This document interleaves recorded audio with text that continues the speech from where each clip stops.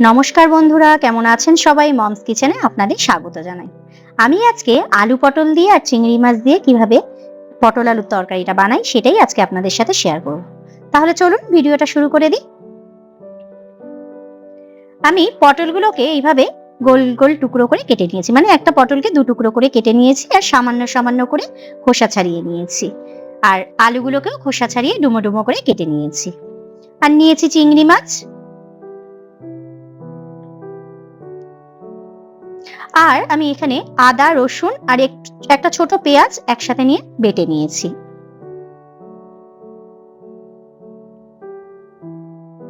এবারে আমি চিংড়ি মাছটার মধ্যে নুন আর হলুদ মাখিয়ে নেব।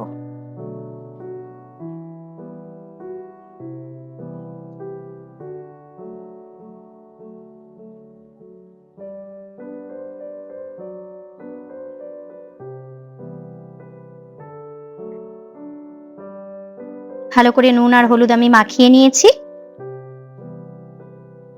এবারে কড়াইতে তেল গরম করে এই চিংড়ি মাছগুলোকে আমি এই তেলের মধ্যে দিয়ে দিচ্ছি, দিয়ে খুব ভালো করে আমি ভেজে নেব।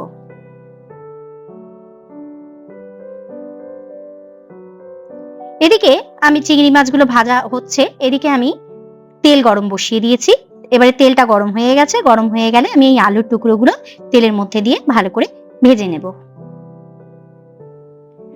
আমি এর মধ্যে সামান্য একটু হলুদ দিয়ে দিচ্ছি, সামান্য পরিমাণে হলুদ দিয়েছি যাতে ভাজলে রংটা বেশ দেখতে সুন্দর লাগে। এদিকে আমি আদা রসুন তো বেটে নিয়েছি, পেঁয়াজ আদা রসুন, আর এদিকে ধনে জিরে আর কটা কাঁচা লঙ্কা আমি একসাথে মিক্সিতে দিয়ে বেটে নিচ্ছি।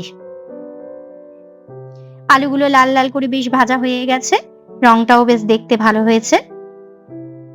সুন্দর করে সোনালী রং করে আমি ভেজে নিয়েছি আলুগুলোকে। এবার ওই তেলের মধ্যে আমি গোটা জিরে ফোড়ন দিলাম এবং তেজপাতাটা ফোড়ন দিলাম। ফোড়নটা বেশ ভালো করে একটু ভেজে নিচ্ছি। ফোড়নটা ভাজা হয়ে গেলে আমি এই ফোড়নটার মধ্যে আগে থেকে কেটে রাখা পটলগুলোকে দিয়ে ভালো করে ভেজে নেব।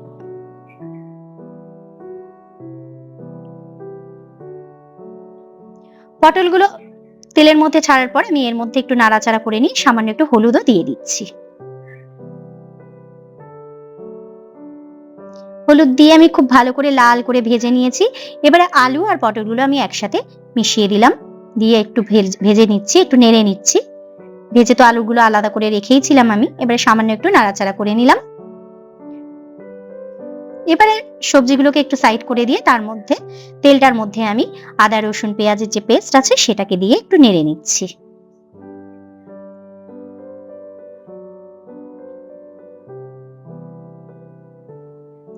আদা রসুনের পেস্টটা দেওয়ার পরে আমি এর মধ্যে ধনে জিরে এবং কাঁচা লঙ্কা বাটাটাও দিয়ে দিচ্ছি।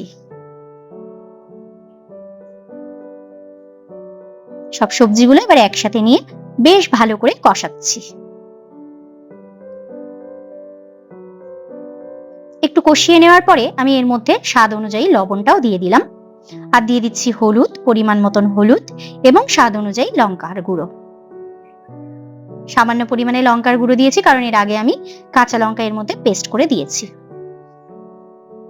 সবজিটাকে বেশ ভালো করে কষিয়ে নেব, যতক্ষণ না জল ছাড়ছে ততক্ষণ আমি এটাকে কষিয়ে নেব।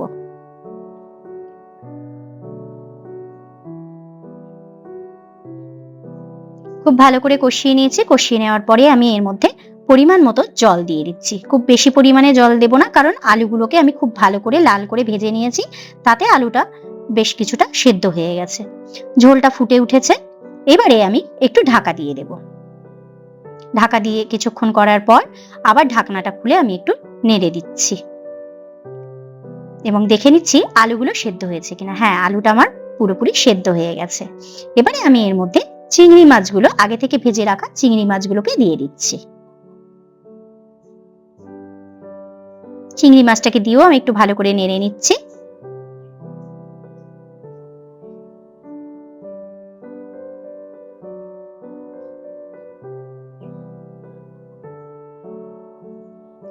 বেশ ফুটে উঠেছে ঝোলটা।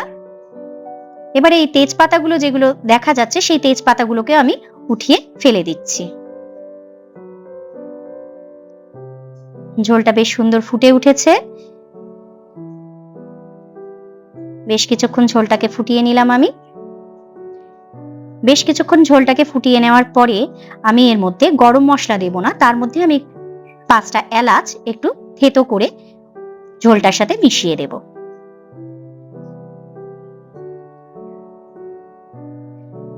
এইভাবে থেতো করে একটু ঝোলটা মানে এইরকম ধরনের পটল আলুর ঝোল বা এর মধ্যে মাছ দিয়েও যদি ঝোল করি, আমি এরকম ভাবে একটু থেতো করে দিয়ে দিই।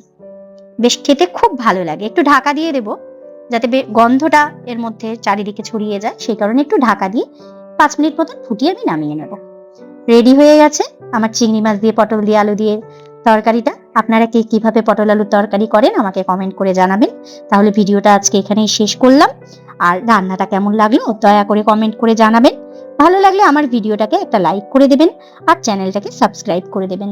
সবাই ভালো থাকবেন, সুস্থ থাকবেন। দেখা হবে পরের একটা রান্নার ভিডিওতে।